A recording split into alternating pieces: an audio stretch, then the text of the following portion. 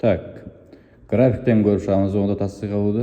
Бізге керек болатын нәрсе максимум һәм минимумлардағы зона ет керек. Демек, менде минимумда мына жерде базар қайтқан алдым бір мәрте, дұрыс па? Демек, сол жерде мен өзіме зона қылып алып қоятын болсам, базар кеместен бұны алып қоямыз, дұрыс па?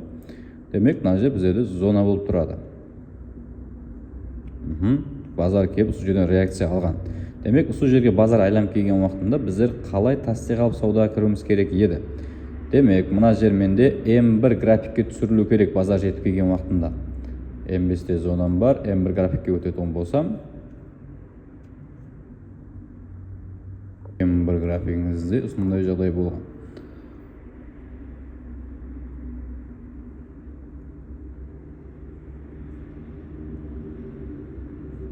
Мұнда базардың түспеген жері. Демек, біздерде пайда болған шам қайсы?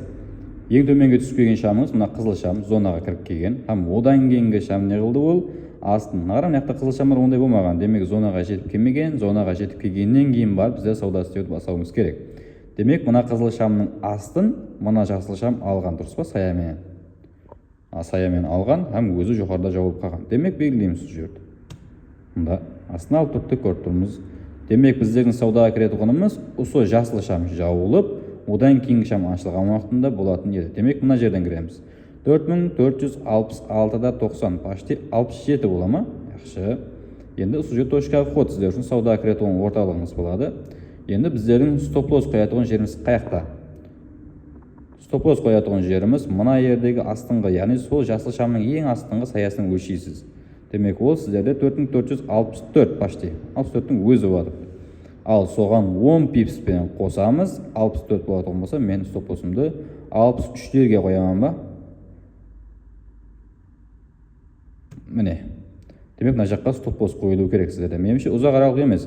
Енді мынау сәл зонаңызда үлкенірек болған, импульсный харекет болған үшін сәл үлкенірек болған екен. Демек, 67 кіретін жеріңіз стоп-лоссыңыз болса, 63 болады. Арасындағы аралық 4. Яғни 40 пипс болады ба? 40 пипске сіздер саудаға кіріп жатырсыз. Һәм стоп-лоссыңыз қойылған, саудаға кіргенсіз, take profitіңіз болса, RR1-1 дедім ғой. Демек, RR1-1 болатын болса, take profitіңізден 40 пипс жоғары қойылу керек. Демек, 67-нің 40 пипс жоғары беті 71 болу керек ба? Әне, кеттік. 71-дің ажаған нешеге шегем шыққан базар? 73-ке шегем шығып беріпті. Демек, бізде take profit тұқтамыз 71 еді. Яғни, бірінші 40 пипсіміз. Базар 40 пипстің ажақ бетіне шығып берген, зиятымен take profitіңізді алып берген сіздерге. Одан кейін зонаға қайттан айланып кеп атыпты базар.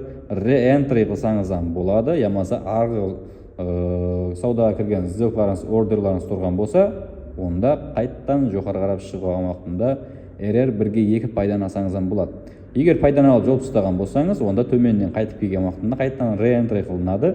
Мына қызыл шамның асты кіріп келген шам осы емес пе зонаға? Демек, одан кейінгі шам мына жасыл шам болып атыпты. Олам не қылған? Өзінен алдыңғы шамның асты бетін саямен алып келген, мында көрсеңізден болады. Ал денесімен жоғарыда жасыл болып жауып қалған. Демек, осы шамнан кейінгі мына бір жасыл шамның біз саудаға кіріп аламыз. Бұл кірген жеріңіз 4467-де 40 болады ба? Яқшы, 67-ді алып аяқ сол жеріңізді. Ал стоп-лоссыңыз сол шамның астына, яғни минимум нұқтасына. Неше бұл? 4465 болады. 10 пипс қостым.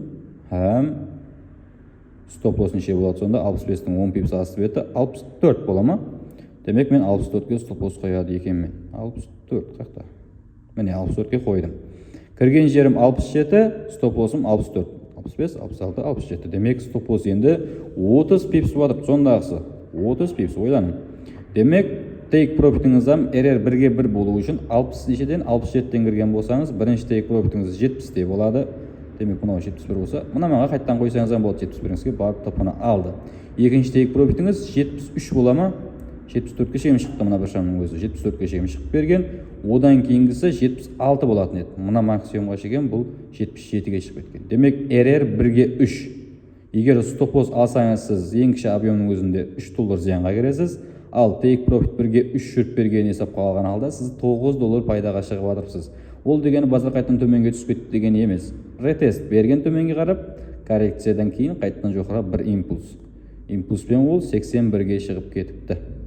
Кірген жеріңіз сіздердің точка входыңыз 67, базардың шыққан жері ең шоққысы 81. Одан кейін коррекция берген, қайттан импульспен көтеріліп давам еткен базар. Әне, бір шамның өзінен тастай қалып, екі мәрте кірдіңіз, бір зонадан реентри қылған халда. Біріншісінде 40 пипс, екіншісінде 1-ге 3 ұстаған болсаңыз, олам 90 пипс. Кемінде 130 пипс, 150 пипсте аралықта ұстасаңыз болады ғой, еді сол сауданың өзінде. Міне, мынау жаңағы зонаңыз, сауда кірген жеріңізде, сол зонаңызды бұлайға тартамын. Енді қараң. Мына жерде зонаңызға түсіп келді. Енді білмедім, бұл жерде мүмкін ұстап болуыңыз мүмкін, соның үшін бұл жер енді істемей қалды деп ойласаңыз, қараң, мына қарап тартатын болсам, кейінгі жағдайда қанша істеп берген жерін көрсеңіз болады. Мына жерден бір мәрте істеп берді, мына жерден бір мәрте, мына жерден бір мәрте, 3 мәрте қайттан істеп берген сол жердің өзі.